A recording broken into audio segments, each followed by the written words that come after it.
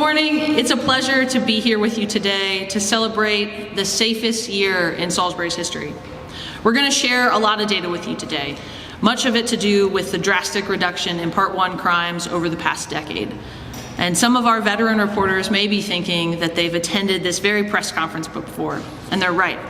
We have done this before, and I've got to say, delivering this kind of news never gets old. Today, though, we're going to do something a little different. Along with the FBI uniform crime report numbers from 2020, we're also going to give you some very impressive stats from the Salisbury Fire Department for that same period of time. And we're going to highlight the city's response to the pandemic, from our Housing and Community Development Department to permitting to community efforts and more. We're going to cover a lot of ground. But before we get too far, I'd like to take a moment to welcome our Council President, Jack Heath, whose unwavering leadership has been vital in helping the city government navigating the uncertainties of the past year. Jack, would you like to share a few words? Or?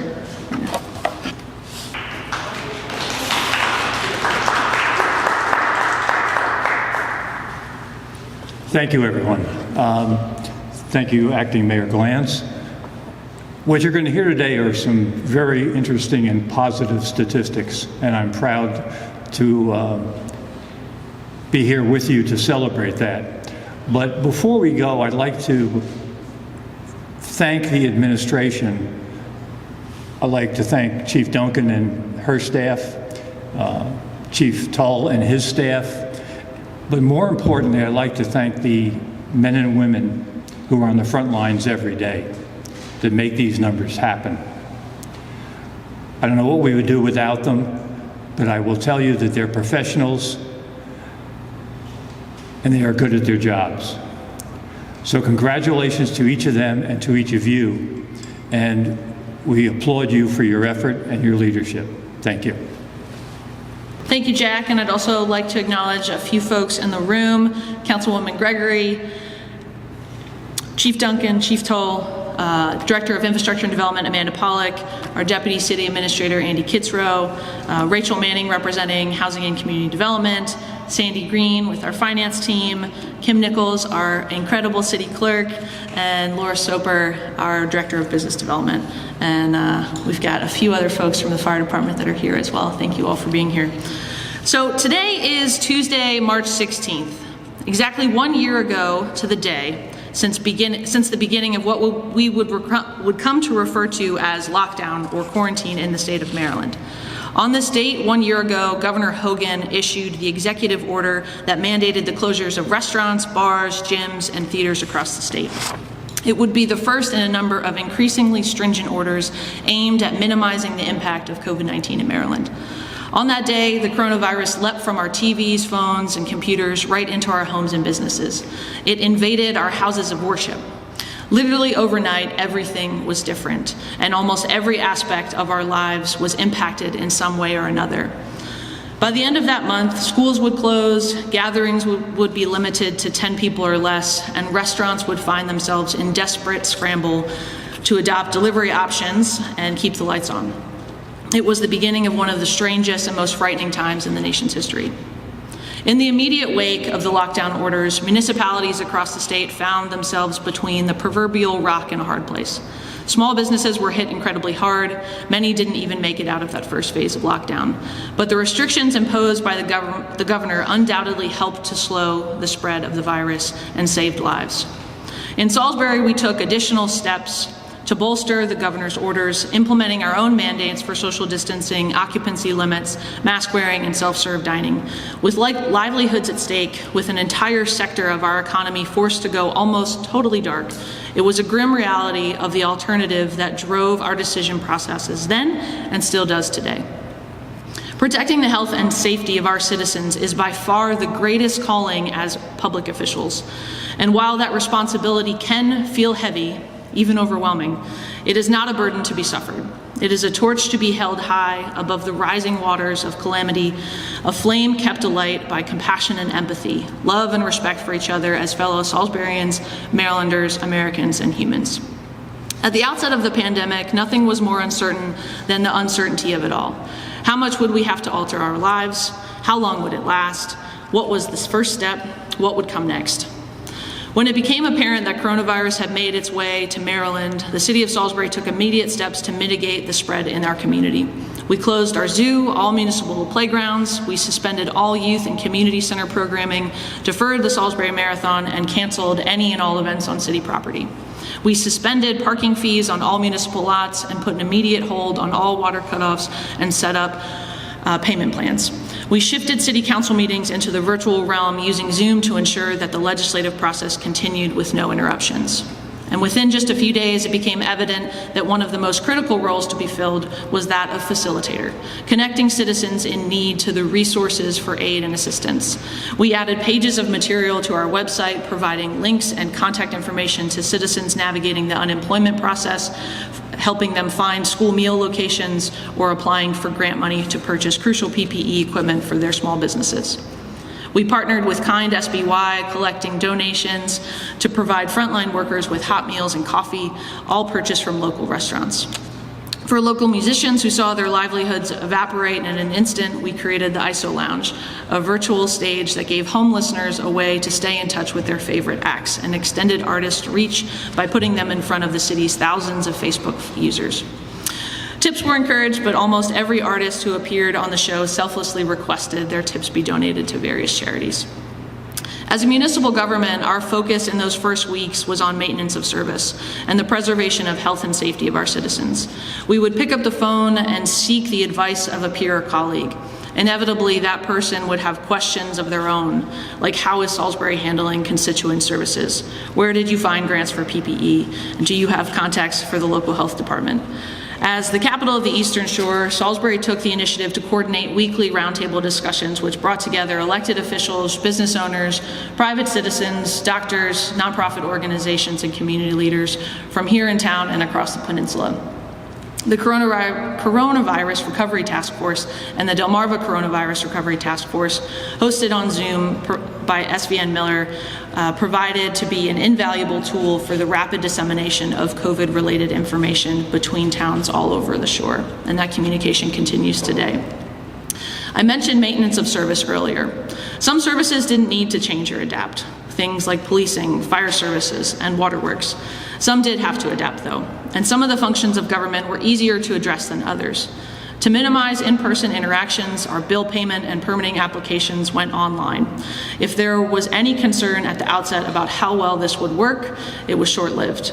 Between March 26th of last year and March 4th of this year, just 2 weeks ago, Salisbury permitted over $73 million in construction and collected $750,000 in fees.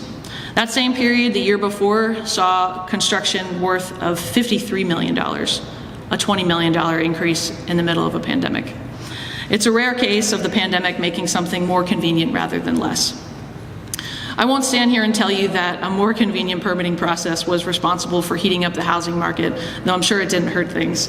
Thankfully, we have the Coastal Association of Realtors to give us the complete picture. What the picture shows is a trend over the past 6 years that tracks directly with Salisbury's renaissance. I've said multiple times that the city is just as well equipped as anywhere to weather COVID-19, and I think we're uniquely positioned to come out of the other side stronger. CAR's 2020 housing statistic reports reflects record high sale prices, record sales volume, record low stock, record low days on market. Salisbury remains a desirable place to live, work, and because we have fostered a community with heart and soul, one that supports and encourages the arts, active lifestyles, and inclusivity. We embrace kindness, joy, and diversity, and we will do everything in our power to position this place as the premier small city in America, now with more convenient permitting. Inconvenience seems like such a privilege complaint these days, doesn't it? For some of us, the reality of life during the pandemic has meant the loss of a job, or far worse, the loss of a loved one. Last March, as we struggled collectively to find our footing, the mental toll of the virus became more and more prevalent. In just the first month of the lockdown in America, Google Analytics recorded a 14-fold increase in searches for the word unemployment. Searches for the term anxiety rose by 52%, and there was a 2,000% increase in the searches for cabin fever. That's just March of last year. Everyone experienced some degree of difficulty or frustration, and many of us fought outright despair. Feeling like the deck is stacked against you is normal in times of extraordinary stress. But for our homeless population, disadvantage is a fact of life every day. Where do you quarantine if you have no permanent housing? Our Housing and Community Development Department and our Housing and Homelessness team, led by Christine Chestnut and Joe Rufo, reached out to local businesses, shelters, faith organizations, and others to set up Camp Hope, a temporary shelter solution at the city's Lake Street Park. After only 2 weeks, Christine and her cohort had negotiated longer-term housing solutions with local hotels and other organizations, giving her clients peace of mind that you and I take for granted. Homelessness is a multifaceted issue which requires a continuous focus on the humanity of those we serve. Most recently, our Housing and Community Development team supported the community volunteers at the cold weather shelter in Salisbury, sourcing supplies and donations, volunteering long hours off the clock, often overnight, to make sure every soul is safe, fed, and in a warm bed. I'm immensely proud of Christine and the team at HCDD for being the living embodiment of the city's heart. I'm also beyond proud to tell you that the cold weather shelter team kept the shelter COVID-free for the entire time it was open this winter. Not a single case of COVID infection. It's likely that volunteers at the shelter back in 2020 had no idea just how different the world would become. I don't think anyone truly did. That first month and a half was a whirlwind, but by early May, things started to feel a little more routine. As we looked optimistically forward to the summer months, new challenges became evident, as did the need for a second phase of relief and support. Salisbury's next step plan for relief and recovery was an omnibus comprised of 12 individual initiatives, all aimed at transitioning residents into a recovery phase of the pandemic. The scope of this plan was incredible. It included $105,000 in rental assistance for citizens whose income had been affected by layoff or other COVID-related complications. All told, 116 citizens benefited from this direct assistance to date. Recently, the city was awarded another $200,000 in partnership with Salisbury Neighborhood Housing Services to provide a second round of relief. Beyond providing immediate monetary assistance, Next Step also halted rent increases in the city and established a 12-month payment plan for water and sewer fees, with no late fees for payments missed while the state of emergency was in effect. Close to 150 payment plans have been established to date.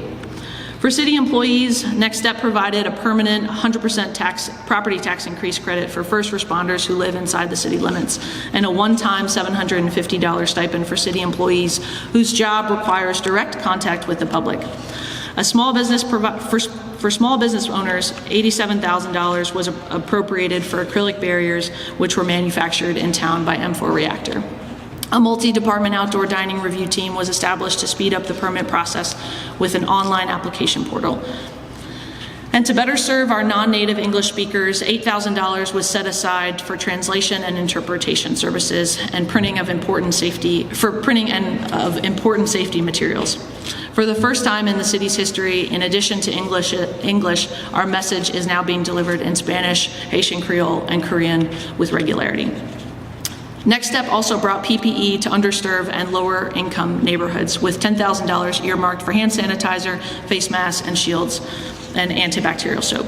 And we've received a number of other grants over the year that has helped grow those numbers even more.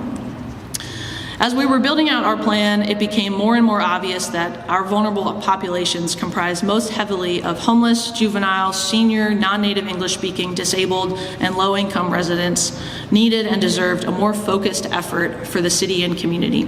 So we stood up the Lower Shore Vulnerable Populations Task Force, which is now in its 46th week of one-stop shop events and meetings. I can't speak highly enough of the group that assembles each week, multiple times a week, to break down systematic barriers for those that need access to resources most. The partnerships are too many to list, but we couldn't do this work without the support of Tri-Community Mediation and Michelle Ennis facilitating our group and leading the charge. What the community sees is one-stop shop events with access to a wealth of resources like free food, hand sanitizer, masks, substance abuse, health resources, immigrant support, library and United Way programming, and so much more. In 2020 alone, we distributed over 13,000 boxes of food and reached almost 7,000 people alone through our one-stop shop events. What you don't see is the hours of time our task force members are giving to register minority populations for vaccines, advocating for greater language resources in the healthcare system, connecting families without insurance needing major procedures to funds available in the community, and organizing interpreters in every major language spoken in Salisbury to attend our events. What you don't see is the trust we have built with those that are historically have lived in the shadows. We have gone into our community. Gone are the days where we expect those needing support to come to City Hall or the Civic Center. We need to meet people where they are. We have built a stronger community through this work, and we will continue on to the next challenge after COVID. Thank you to everyone involved in the task force. 2020 was remarkable for Salisbury for a number of reasons that aren't global health crisis related. Although the context of COVID does make some of our accomplishments truly extraordinary. Case in point, in a year when COVID lockdowns brought about increases in violent crime across the country, Salisbury once again had its safest year on record, continuing the positive progress we've made over the past decade. I'll say it again. The city has never been safer than it is today, and that's thanks to the forward-thinking and community-centric policing style that Chief Duncan instills and develops at the Salisbury Police Department. Chief, you and your team are amazing, and we're so proud of you. So on that note, I'll ask you to come up and give us a detailed breakdown on the numbers. Chief? Thank you, Julia, and good morning, everyone. So this was a very interesting year for us, certainly in the police department. As we navigated, just like everyone else, the pandemic. Some of our numbers that you're going to see here today were definitely impacted. Our calls for service, for example, were definitely impacted by COVID. Typically, we're in the 55,000 on upwards to 60,000 calls for service. However, that number dropped during the pandemic. And surprisingly enough, because of the great work of the men and women of the Salisbury Police Department, we also had some outstanding community support and cooperation throughout the year, so we were able to really make some significant arrests. And really, when you're talking about crime in general in any community, it's really just a couple of percentiles of the whole community that causes the major portion of the issues. And that's certainly true here at the City of Salisbury. So because of the partnerships and the continued effort and the strong investigative skill sets and the commitment from all of our officers and our civilians, we were able to really attack our crime this year. As you can see, if we take a look at 2010 and where those Part 1 numbers were, they were bumping up against 3,000. For the year, which is significant, especially for a city our size. And then we take a look at how far we've come, and where we're still trying to focus and work on pushing that number below 1,000. This came in large part due to focused effort by the members of our agency, both the sworn component and the civilian component, who you don't often see. They're behind the scenes. They're providing support roles for us and helping us with crime analytics and intel analytics as well, so the officers can be out in the street doing what they need to do. As I said before, our calls for service definitely dropped, and that's one area where I can say that COVID had an impact. COVID also had another impact when we take a look at our larcenies, especially as it relates to shoplifting. So we were seeing an upward trend in that at the beginning of the year, and then that definitely had an impact as the year moved on. Our burglaries dropped significantly, and throughout the year, as I said before, we had a couple of significant arrests related to that. One in particular that happened in September, where we were having a lot of burglary of construction sites and garages and sheds, and so we were able to remove those individuals from our environment, and that definitely impacted our numbers. Another significant decrease that we had was in the area of our robberies. We, right off the bat, right out of the gate, at the beginning of the year and then continuing throughout, we had several significant robbery arrests, including a couple of bank robbery arrests. And again, removing just a couple of individuals from our community for the violent crimes that they're engaged in has such a strong impact on us. The next slide you'll see is aggravated assaults. They were way down as well. So we did all of this work while we had 22 members of our agency test positive for COVID during the year. And we also had 83 instances where we had members of our agency who were out on quarantine for a full 14 days. So although our staffing was significantly impacted by COVID, we still managed to reduce our numbers and provide and keep us moving in the right direction and provide for a safer city. You heard me say before that we did this in partnership with our community, so it was our strong investigative efforts combined with the public trust that we're constantly trying to improve and work on. But we also, I would be remiss if I didn't mention the partnership that we worked on and developed with Wycomico County Sheriff's Office. They have their CAT team, and of course that is a group that is focused kind of on neighborhood issues related to narcotics and guns. And although we aren't large enough to accommodate a task force like that internally, we partnered with them, and it produced some very powerful results for us. Very, very target-specific oriented work that both our investigators and officers did and passed information. They didn't sit on information. They didn't stay in a silo with the information hoping for that big arrest and a great press release, but they shared information. They collaborated with our partners in the Sheriff's Department.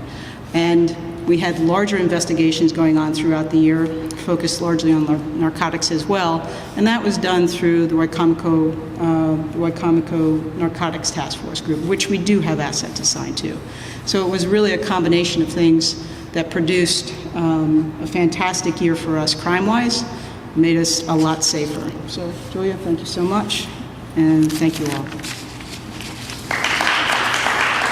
Thank you, Chief Duncan. Again, outstanding work by the entire team.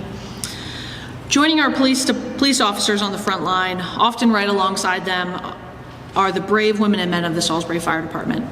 With every call, our firefighters and EMS crews put themselves in harm's way to help their fellow citizens in the hour of need. But in 2020, for our EMS teams in particular, the coronavirus turned an already dangerous job into one of the most perilous.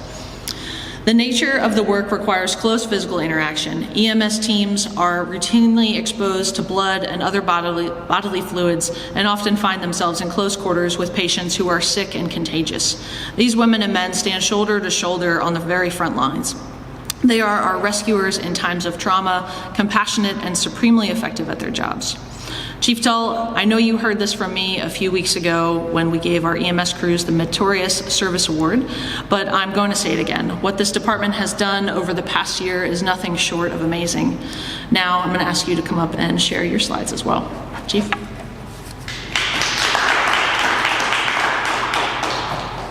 Thank you for the kind words. Good morning, everyone. Thank you for being here today.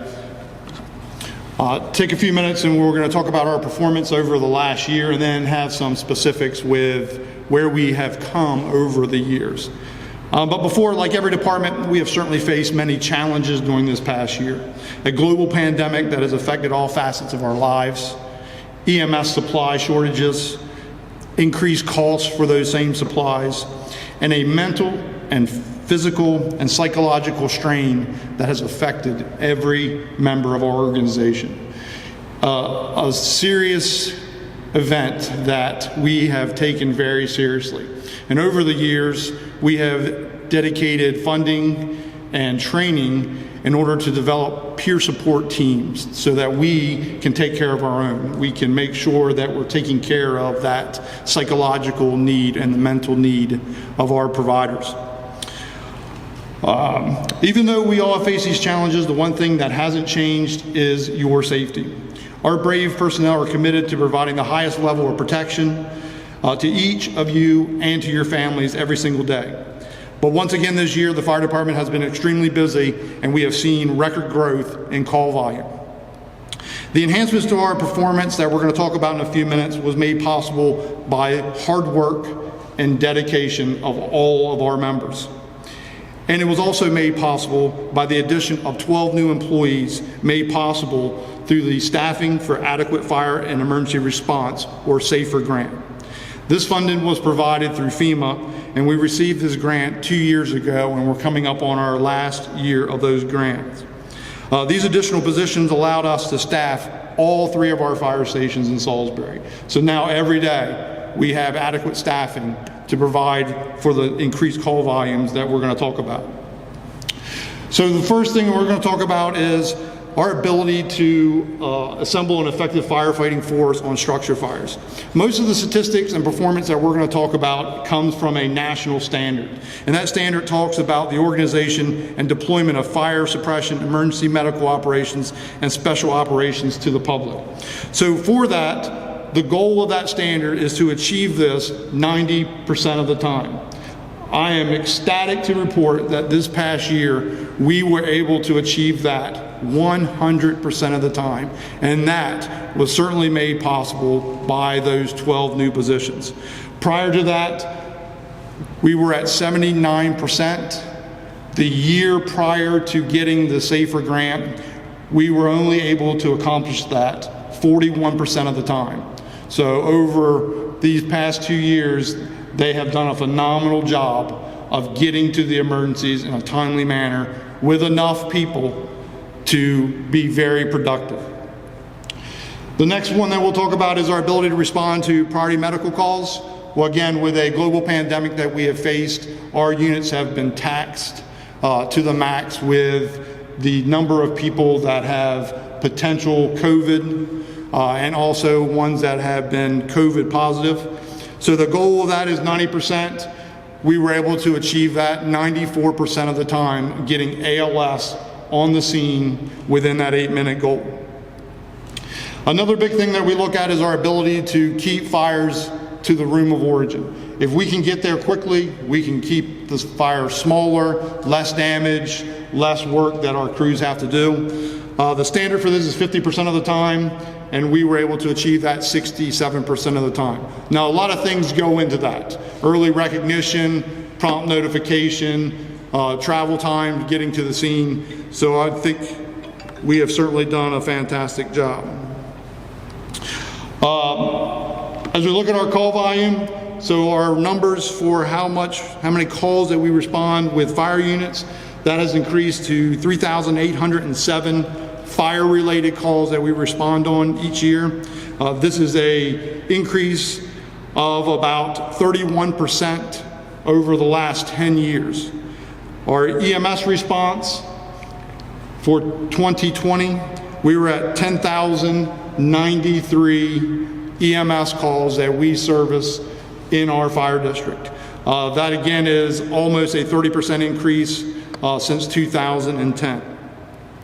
One of the things that we didn't discuss in this PowerPoint is the implementation of our SWIFT program, or the Salisbury-Wicomico Integrated First Care Team. Throughout this pandemic, our SWIFT team has worked tirelessly to protect our most vulnerable population. A mobile team aimed at delivering a high quality and cost-effective medical care by coordinating resources among both Salisbury EMS clinicians, PRMC, and as well as many other community partners, has brought healthcare directly to the homes of the most vulnerable people in our community. Through the implementation of our telehealth program, this team has been able to connect citizens directly to primary care providers without them having to leave their homes. So the work that this group has done is truly amazing. The department has performed flawlessly over this past year with everything that they have had to face and deal with. They have done a phenomenal job, and I am extremely pleased and impressed by their performance. So thank you. Chief, I'm glad you mentioned the mental health and the peer support program that we have here at the fire department. I wanted to acknowledge the heavy burden that your team carried this year in stride, knowing that they could bring home COVID to their families at any point was the heaviest burden that you all faced this year. And it was made much more manageable with the support of our peer support team. So thank you for your focus on that this year. Again, with all of the negative, it was an incredibly remarkable year for this team. I'm so incredibly proud of each and every one of you and the folks that make up this team. We have weathered the uncertainty with grace, managing already overcrowded plates with kids and dogs running around feet, not being able to meet in person, and providing additional services to those that need it most. You continue to put yours and your team's safety first by following our established protocols to keep us moving forward. This year hasn't been easy for anyone, and we continue to provide first-class services to our residents. Each of you should be incredibly proud of your work.